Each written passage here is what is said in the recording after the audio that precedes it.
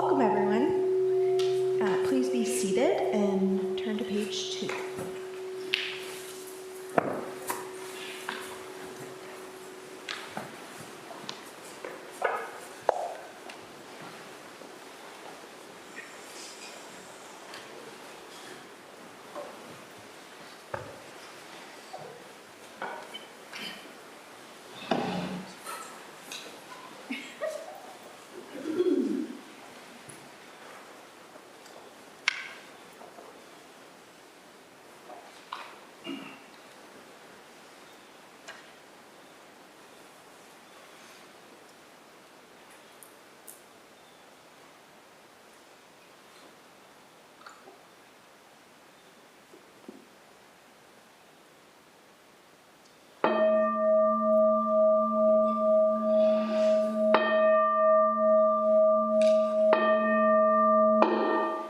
Gata of atonement, all evil karma ever committed by me since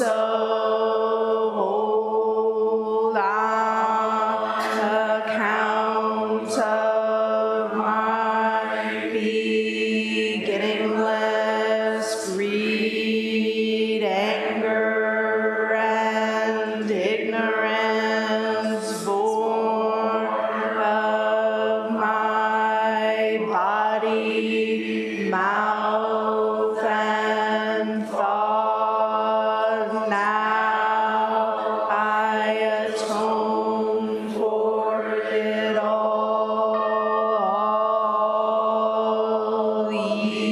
Evil karma ever committed by me since old, on account of my beginningless greed, anger, and ignorance, born of my body, mouth, and thought. Now I atone for it all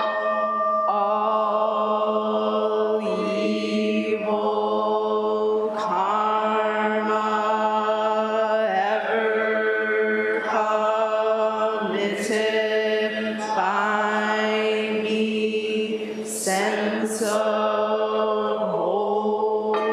on account of my beginningless greed, anger, and ignorance, born of my body, mouth, and thought.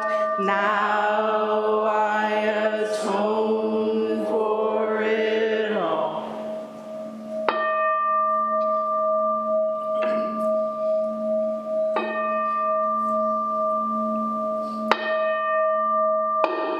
Nikaya 3 Refuges. Buddham Saranam Gacchami. Buddham Saranam Gacchami. Dhammam Saranam Gacchami. Dhammam Saranam Gacchami. Sangham Saranam Gacchami. Sangham Saranam Gacchami. I take refuge in Buddha. I take refuge in Buddha. I take refuge in Dharma. I take refuge in Dharma. I take refuge in Sangha. I take refuge in Sangha.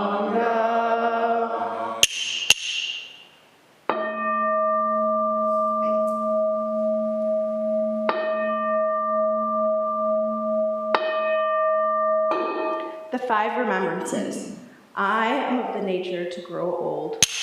There is no way to escape growing old. I am of the nature to have ill health. There is no way to escape having ill health.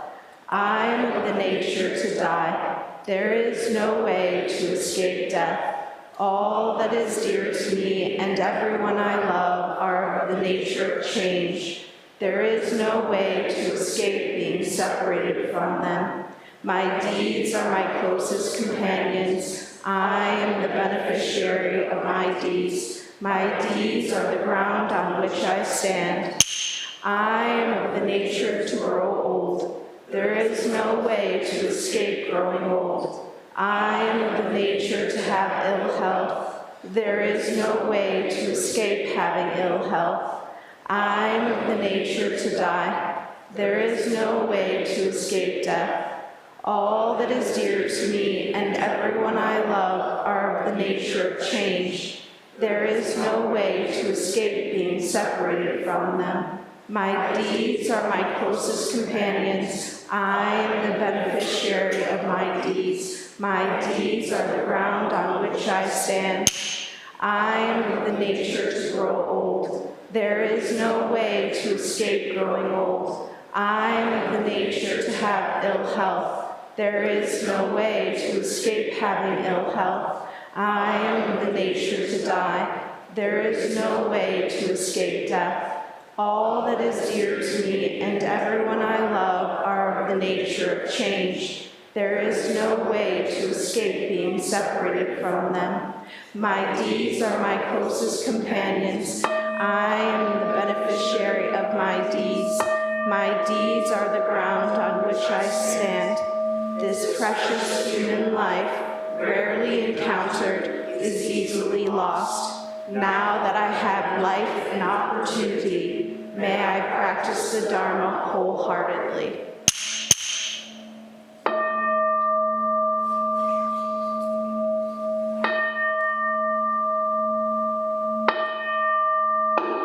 Mahayana Refuge. In my heart, I take refuge in Buddha, Dharma, and Sangha.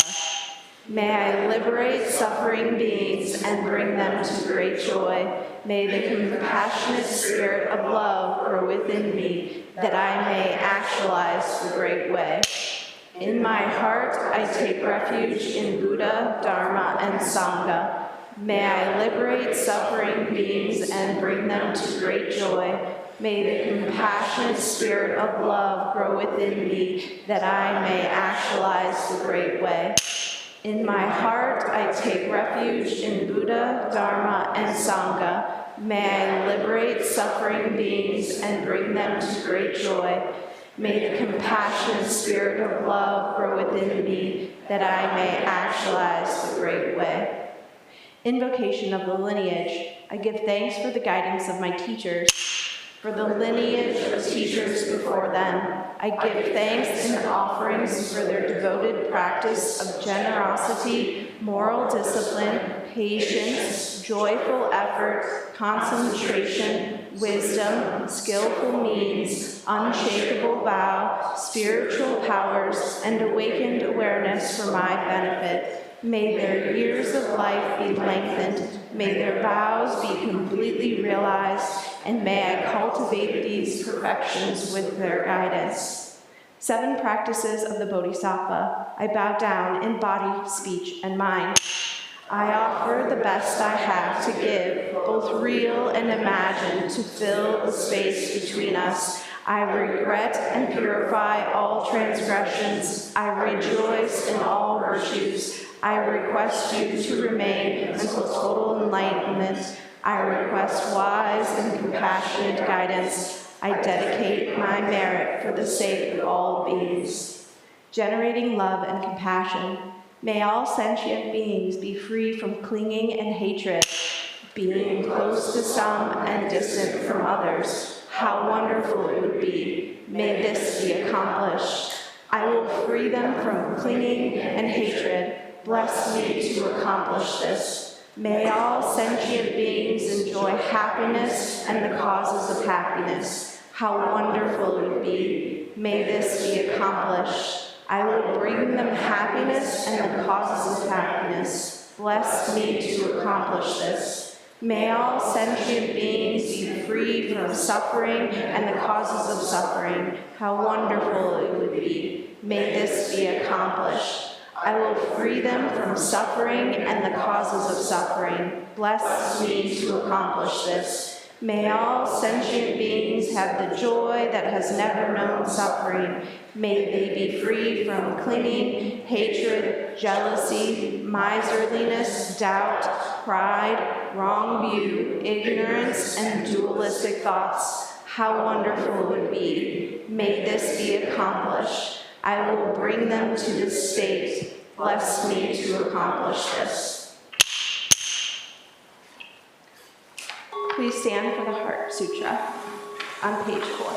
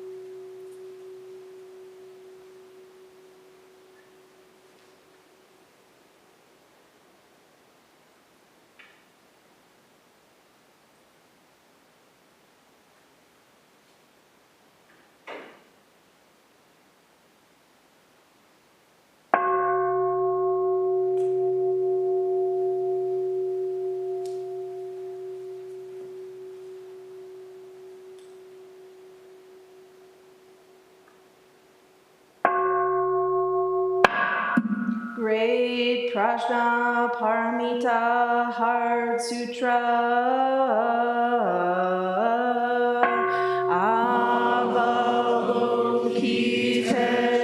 Avalokiteshvara Bodhisattva practicing deep Prajna Paramita clearly saw that all 5 skandhas are empty, transforming all suffering and distress. Shariputra, form is no other than emptiness. Emptiness, no other than form. Form is exactly emptiness. Emptiness, exactly form. Sensation, perception, mental reaction, consciousness are also like this. Shariputra, all things are essentially empty, not born, not destroyed, not stained, not pure, without loss, without gain. Therefore, in emptiness, there is no form, no sensation, perception, mental reaction, consciousness, no eye, ear, nose, tongue, body, mind, no hear, sound, smell, taste, touch, object of thought, no seeing, and so on, to no thinking, no ignorance, and also no ending of ignorance, and so on, to no old age and death, and also no ending of old age and death, no suffering, cause of suffering, cessation, path, no wisdom, and no attainment, since there is nothing to attain. The Bodhisattva lives by prajnaparamita, with no hindrance in the mind, no hindrance, and therefore no fear, far beyond elusive thinking. Right here is nirvana. All Buddhas of past, present, and future live by prajnaparamita, attaining anuttara samyak sambodhi. Therefore know that prajnaparamita is the great sacred mantra, the great vivid mantra, the unsurpassed mantra, the supreme mantra, which completely removes all suffering. This is truth, not mere formality. Therefore set forth the prajnaparamita mantra, set forth this mantra and proclaim gate gate para gate parsam gate bodhisvaha gate gate para gate parsam gate bodhisvaha gate gate para gate parsam gate bodhisvaha. Infinite realms of light and dark convey the Buddha mind. All that is and we ourselves come forth in perfect harmony. We offer this sincere and devoted practice for the many beings of the six worlds and dedicate it in grateful thanks to the strength and sound practice of the great Heartland Sangha and its teachers. May our virtuous actions be clear from all interferences, and may our vows be completely realized. We especially dedicate these merits to all those affected by injustice, cruelty, calamity, and war, to Harold, Charlie, Molly, Roger, Keijo, Cindy, Soke, Debbie. May they have peace and healing. Pat, Joseph, and Shirley at the times of their deaths, and to those whose names we hold in the silence of our hearts, as well as those whose names we now voice aloud.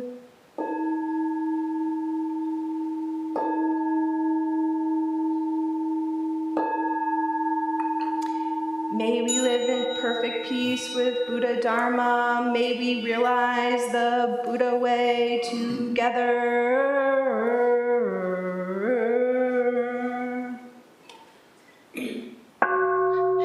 All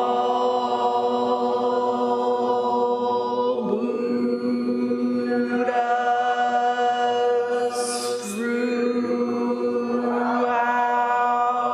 space and time, all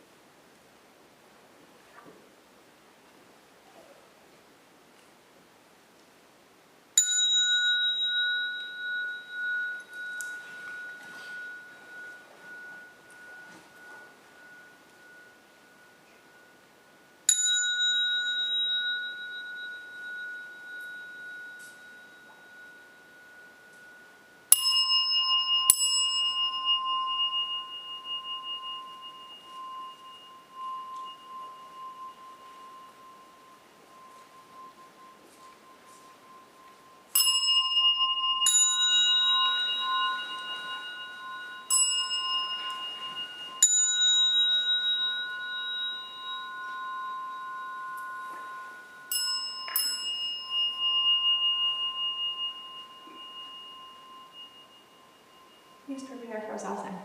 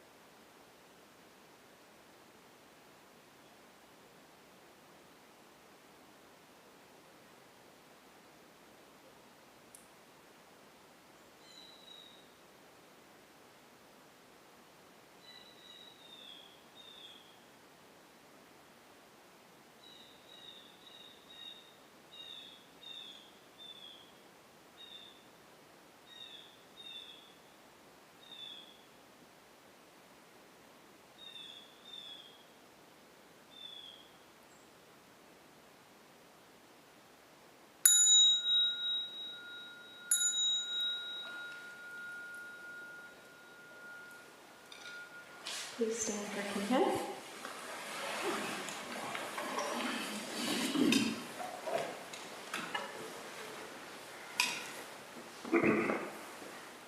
At the sound of the clappers, the first and third rows turn to the right, and the second and fourth rows turn to the left.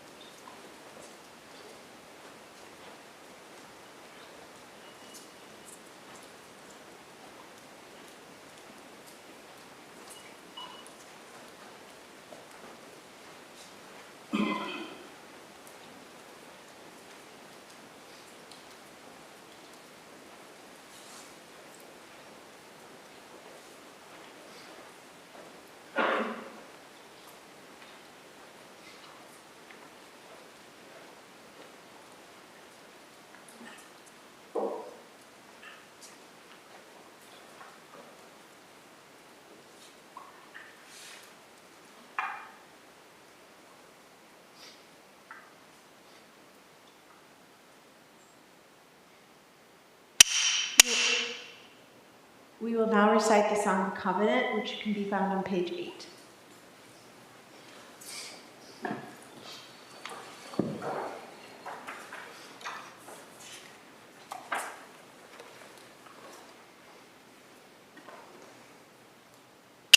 We, the Daishin Kokuji Sangha, with respect for the worth and dignity of each person, with wonder at the wisdom and compassion we seek to cultivate by practice, and with deep gratitude for the teachers of this lineage and our connection to one another, covenant to support each other by upholding the precepts of doing no harm, practicing good, and actualizing good for others.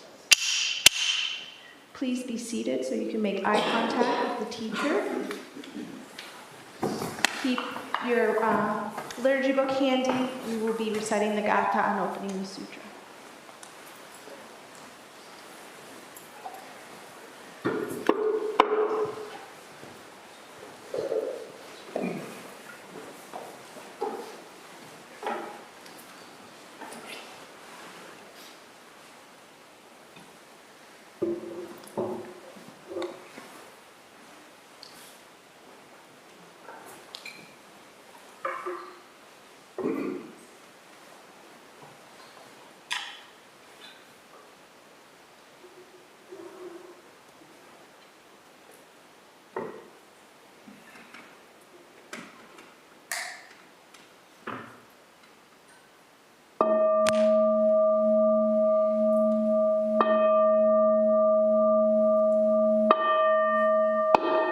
Gatha on opening the sutra. The Dharma incomparably profound and infinitely subtle is rarely encountered even in millions of ages. Now we see it, hear it, receive and maintain it. May we completely realize the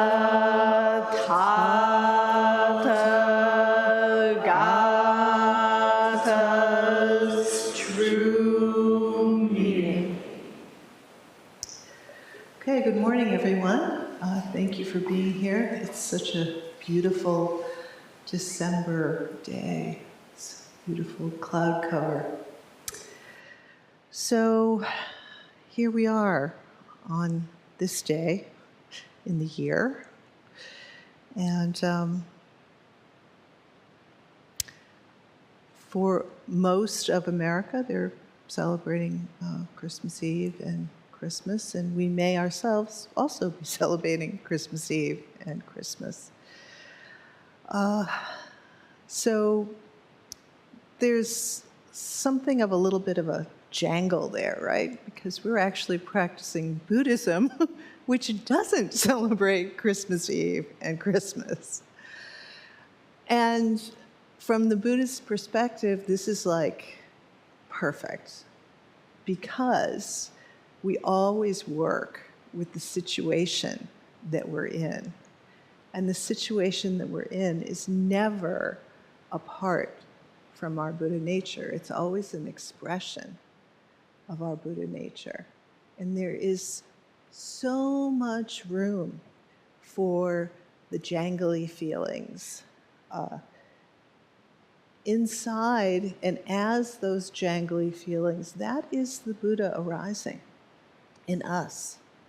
And it's best to bow down and not turn away from how we're actually experiencing the moment we're in.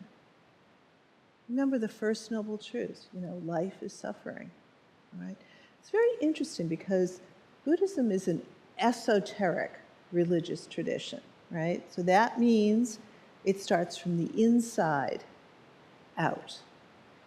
When the Buddha was asked if there was a God or not, he was silent, which he didn't say yes, he didn't say no, but he talked endlessly about how we use our minds and how we develop our hearts, how we develop these two wings that we call, the wisdom side and the compassion side.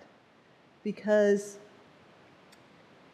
he realized, and I think correctly and rightly so, that regardless of who shows up, regardless of what Buddha shows up, what avatar shows up, what prophet shows up, it's not going to do diddly squat for us unless our own minds are ready to receive the teachings.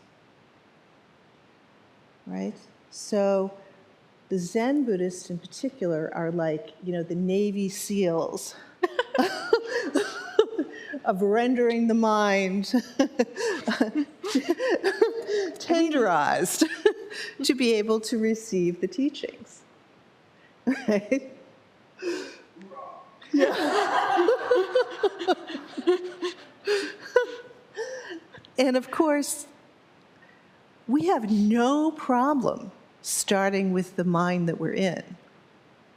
We, in fact, yes, this is the ground of enlightenment, right? Right now, oh my God, there's cookies out there. How many am I going to eat? I really don't want to eat all those cookies. Oh my God. I have to go and see the in-laws. And it's always like a lot of nodding and a lot of yes and a lot of asking about the weather and trying to totally avoid landmines, right? We all have this, right? This is our Buddha way. So I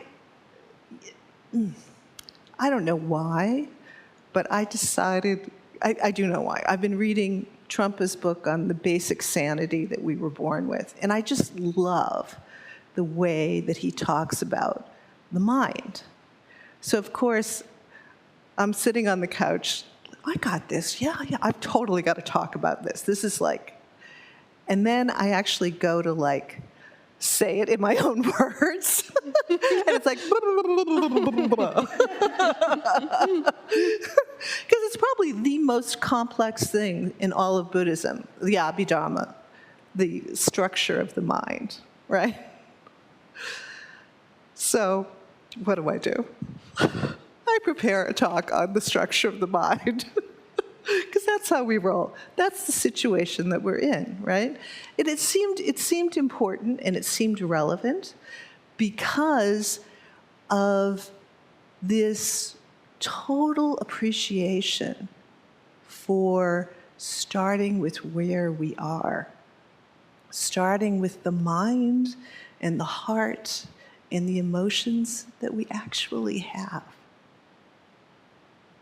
right? This, just to even say, yeah, that's the beginning, brings so much relief, right?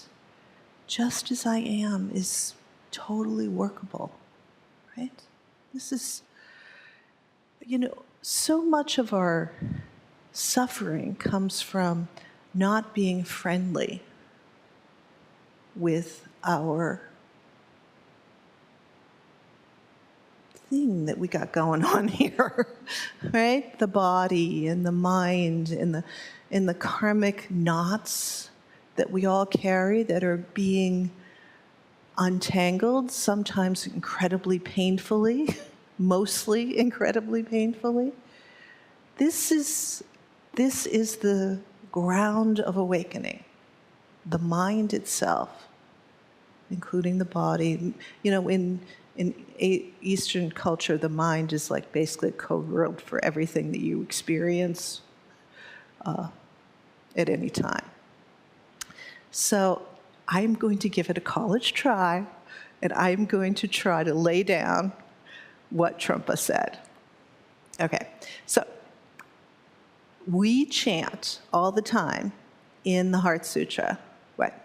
Form is emptiness, emptiness is form, right? That's like, if you wanted to have like, so what is Buddhism?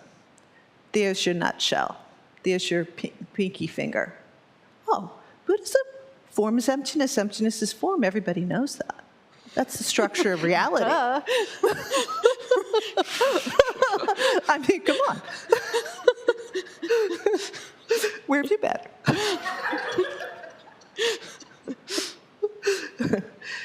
Okay, so mind, our perceptions, the whole thing is a form. Oops. Is a form, is form, okay? So the way that Trungpa goes about talking about the creation of mind, he says, you know, in the beginning, right, there is this kind of spaciousness and openness and a general sort of sense of friendliness and boundlessness, right? There's just space. There's no need to have quarrel with anything, right? Because it's just paradise, nirvana, right? Just everything is just so. And inside of that space, there's this dance of energy happening.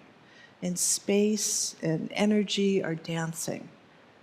You should be hearing right now the echo of form is emptiness. Emptiness is form. That original dance, right? And the energy is dancing around, and there's like just having a grand old time, dancing, dancing, dancing. And then it starts whipping around so fast. Like, I was watching this cooking show, this guy made butter. And, you know, the KitchenAid just goes, and it's, you know, the cream, which is liquid, turns into butter, right? That's something about, like, what happens to our mind. We turn into butter. And it's a bit of a solid thing, right? And of course, butter is so unstable. I mean, it is so unstable. Like, if you don't have it exactly at the right temperature, it's going to melt, right? So now you've got a problem because you've turned into butter.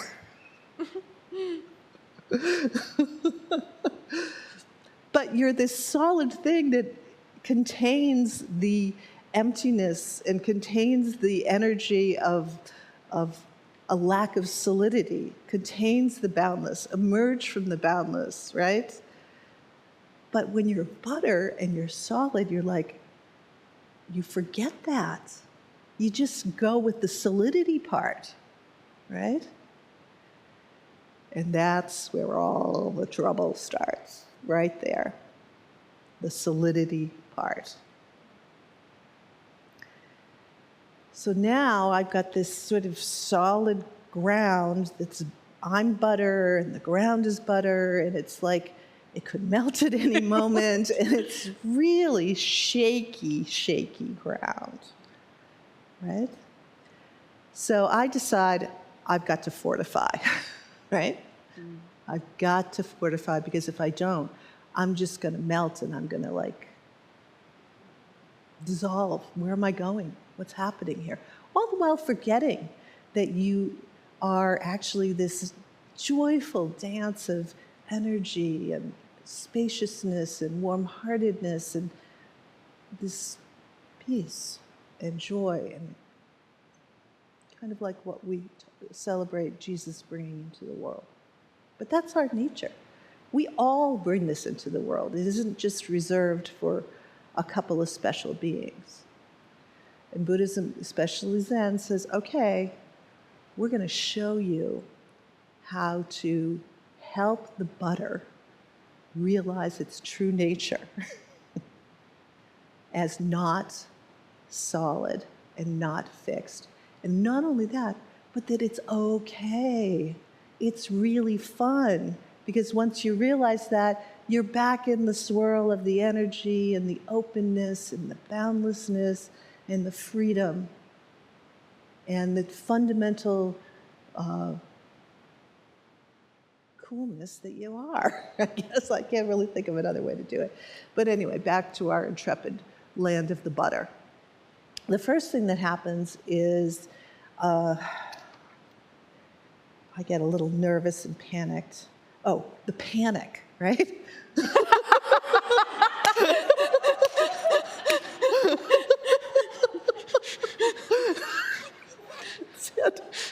That is so it.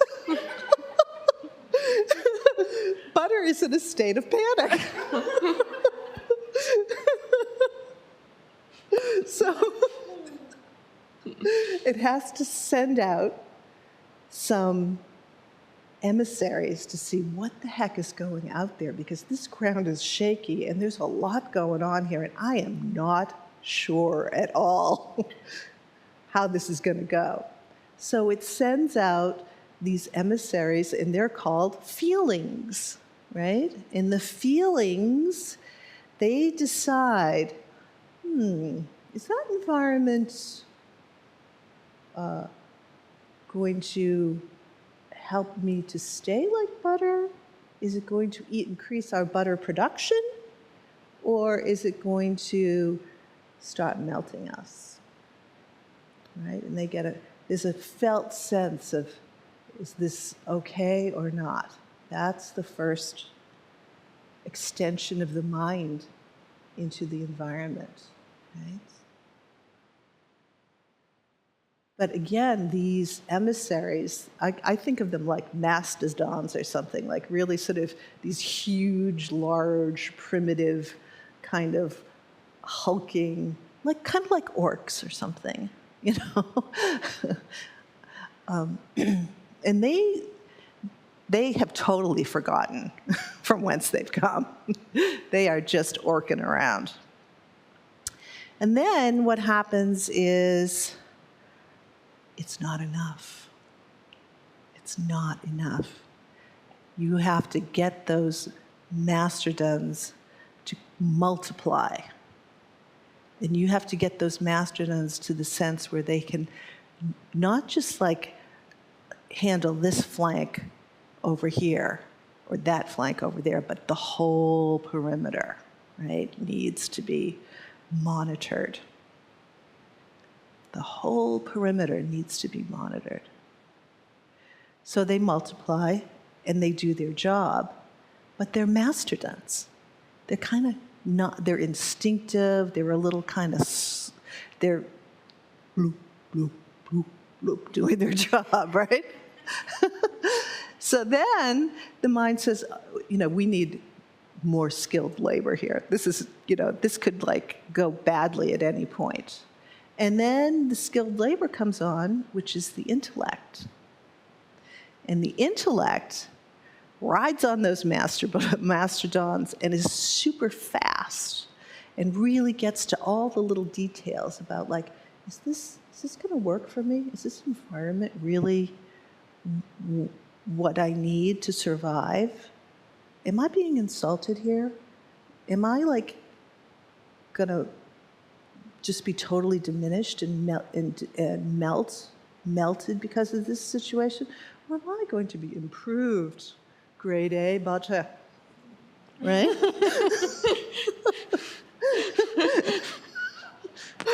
Okay. Well, I get to milk from the cows in Ireland or whatever,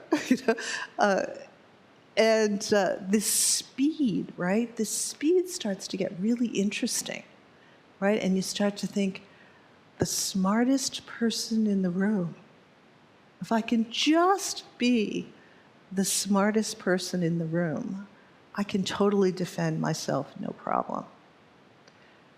So then, of course, how often are you the smartest person in the room? Not very often. A few of you are, but not many. I, for one, certainly am not. And then you still got a problem. We've got a problem. We've got this problem that we could melt at any moment, and we're being propped up all the time by perception, impulse, feeling, intellect, right? It's all working in the service of kind of preserving this facade of what Rinpoche calls the facade of the ego. And, eventually, that's what our life is. That's how we interact with all situations, internal and external. How can I preserve my little self? And it's so claustrophobic, right?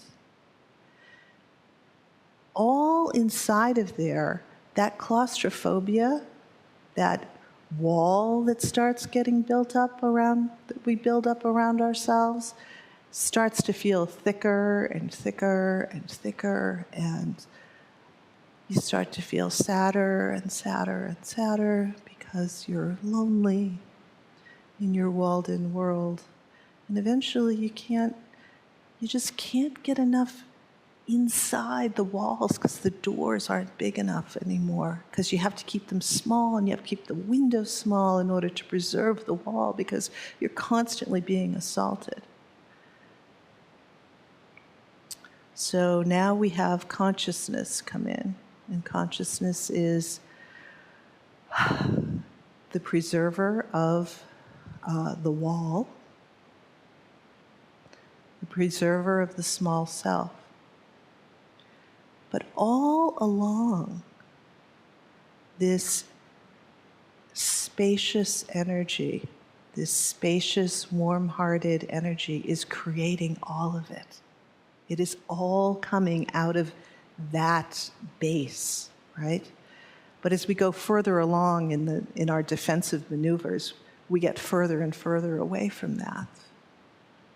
So Buddhism comes along and says, okay, this is kind of a problem. It hurts. It's difficult. It's the source of so much aggression in the world. It's the source of so much heartache in the world. It's the source of sadness, so much sadness in the world, right? Let's see what we can do about it, right? But we want to get it reasonably right. We don't want to keep accumulating more things in order to solve the problem, because that's kind of what started the problem in the first place. So we're going to reverse engineer. We're going to actually take the Webb telescope of our own beautiful mind, which is of the nature of this boundless, luminous clarity, calmness. We worked on this in the last Ango, remember? Prajna Samadhi. Clear, luminous, aware, nature of the mind. Calm, warm-hearted, abiding, nature of the body, mind and body working together. So how do you work on this without bringing in any other added materials that are causing the problem to begin with? Enter the koan.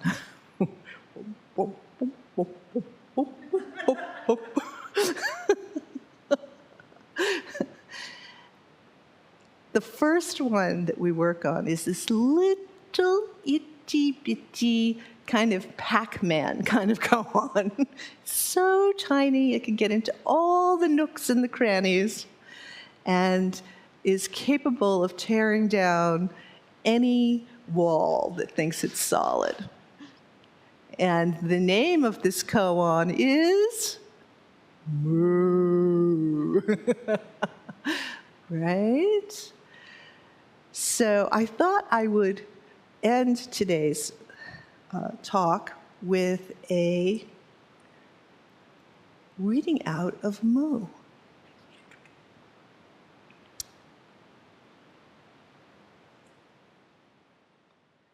The first koan. So moo's job is to just totally lay you bare and strip you naked and send you back directly in its vial of light to the origin, to the beginning. So a monk asked Joshu in all earnestness, "Does a dog have Buddha nature or not?" And Joshu said, "Moo." All right. This is very interesting. I mean, just of its own accord, this is like totally visiting a foreign country, is it not? I mean, you have to have a lot of gumption right from the start to think, oh yeah, I'll go there, I'll check it out. Because it's so unfamiliar. But by necessity, it's unfamiliar. Because guess what? If it was familiar, what would your ego do? Mine, mine, mine. I will use that to make sure that I maintain my grade A status. Okay, so let's listen to Mumon's commentary. For the practice of Zen, you must pass the barrier set up by the ancient ancestors of Zen. To attain to marvelous enlightenment, you must completely extinguish all thoughts of the ordinary mind. If you have not passed the barrier and have not extinguished all thoughts, you are a phantom haunting the weeds and the trees. You are a phantom haunting the weeds and the trees of your mind and others' minds. Now, just tell me, what is the barrier set up by the ancestors? Merely this moo, the one barrier of our sect. So it has become to be called the gateless barrier of the Zen sect. Those who have passed the barrier are not able to not only see Joshu's face as his face and as their own face, but to walk hand in hand with the whole descending line of patriarchs and be eyebrow to eyebrow with them. You will see with the same eye that they see with, hear with the same ear that they hear with. Wouldn't it be wonderful? Joy. Isn't there anyone who wants to pass this barrier? Then concentrate your whole self into this moo, making your whole body, its 360 bones and joints, and 84,000 pores, into a solid lump of doubt. Now, remember our butter, our lump of butter, right? So here comes an instrument and a capacity to meet the lump, right? So, a solid lump of doubt. So you begin to doubt any of the bricklaying that the ego is doing to fortify the wall of a solid self. Day and night, without ceasing, keep digging into it. But don't take it as nothingness. This is very important. Don't take it as nothingness.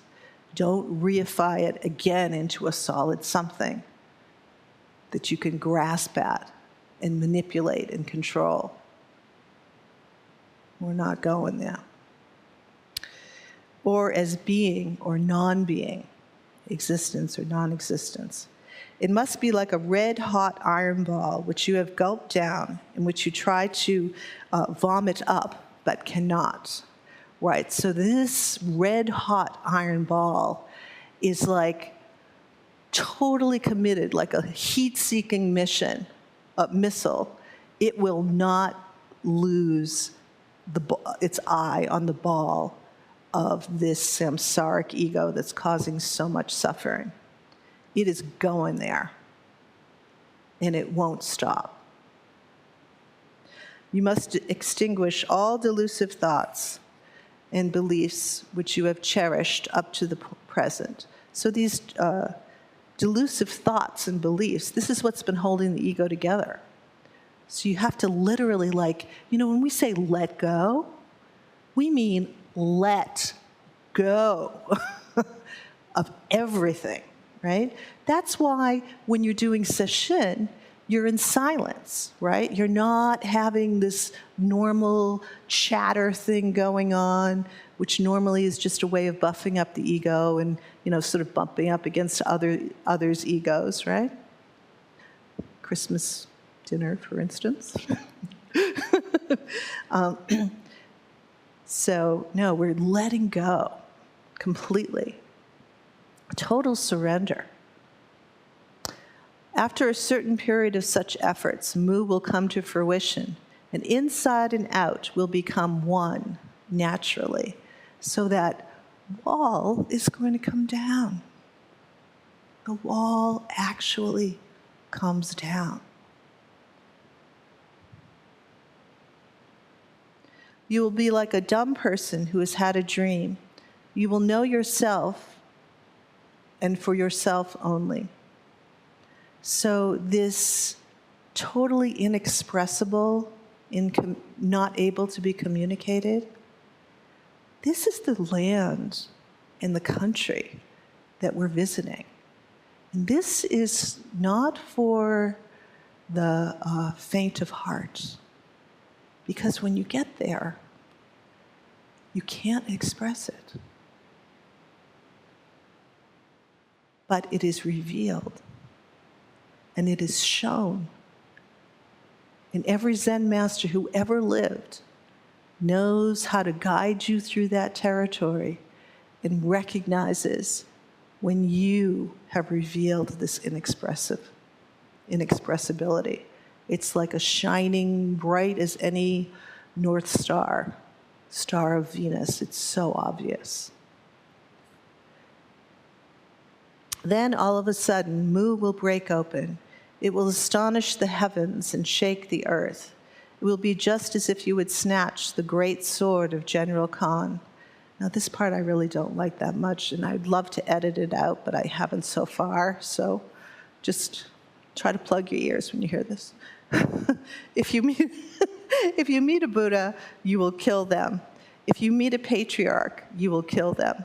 Now, this is actually just basically saying, you're not putting Buddhahood, everybody else has got it and I don't, essentially. You're walking hand in hand. It's quite dramatic, and I'm not sure it really meets the moment that we're in.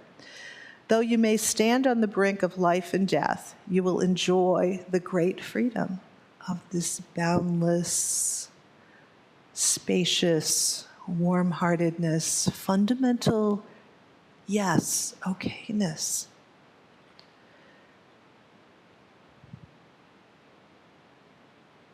In the 6 realms, so the 6 realms are all the different styles that the ego gets caught in. We won't go into that because we don't have time. In the 4 modes of birth, you will live in the samadhi of innocent play.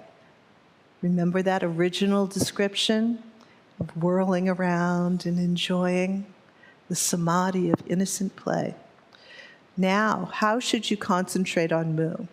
Exhaust every ounce of energy you have in doing it.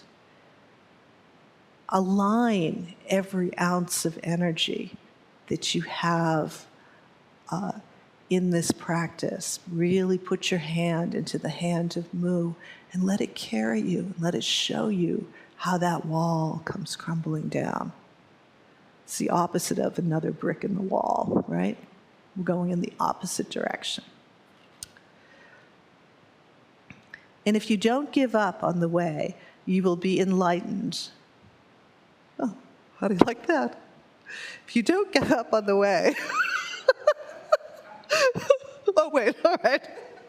There's more.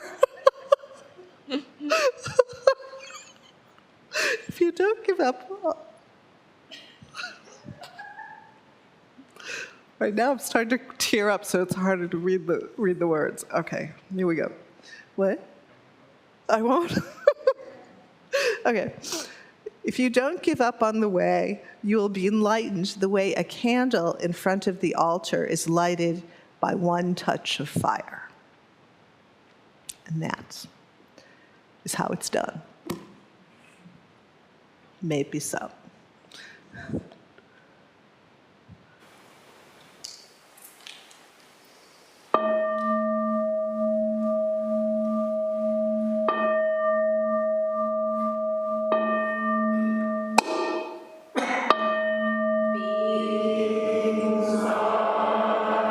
Numberless, I vow to free them. Delusions are inexhaustible. I vow to end them. Dharma gates are boundless. I vow to enter them. The Buddha way is unsurpassable. I vow to embody it. Beings are numberless. I vow to free them. Delusions are inexhaustible. I vow to end them. Dharma gates are boundless. I vow to enter them. The Buddha way is unsurpassable. I vow to embody it. Beings are numberless. I vow to free them. Delusions are inexhaustible.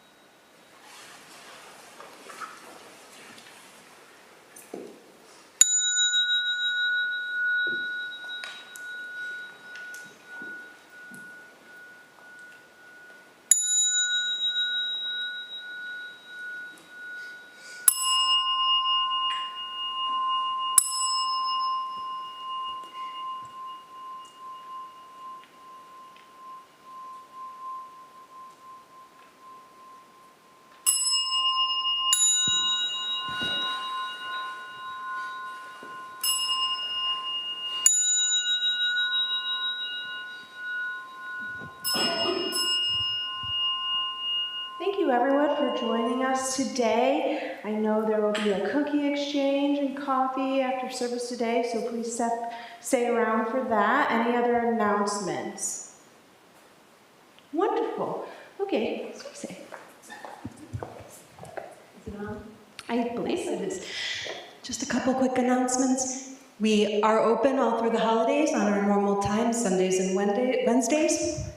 Would love to see you all here, practice together. And we have a special New Year's Eve party and celebration happening a week from today, right? But later in the night. And everyone's welcome to join that as well. And then there's all kinds of things coming for next year. Not going to talk about all of them here, but there's information about them on the front desk, and we'd love to spend next year practicing together as well. Thank you.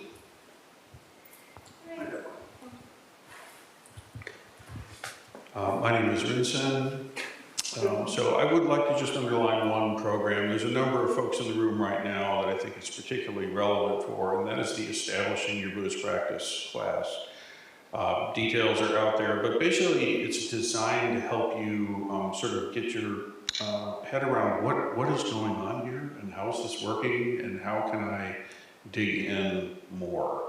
So it's a really good, concise opportunity. There's 3 class meetings that we do, and really by the end of that, you'll have a pretty good sense of like how things work, how to dig in, what does it mean to be a part of this in a fuller way than perhaps you are now. And it also is a good entrance into considering Jukai, which would be the next step in the process if you choose to consider it. So that class would be good for a lot of you here. I'd love to see you there. Well, it was a joy practicing with you all today. Please restore the Zendo.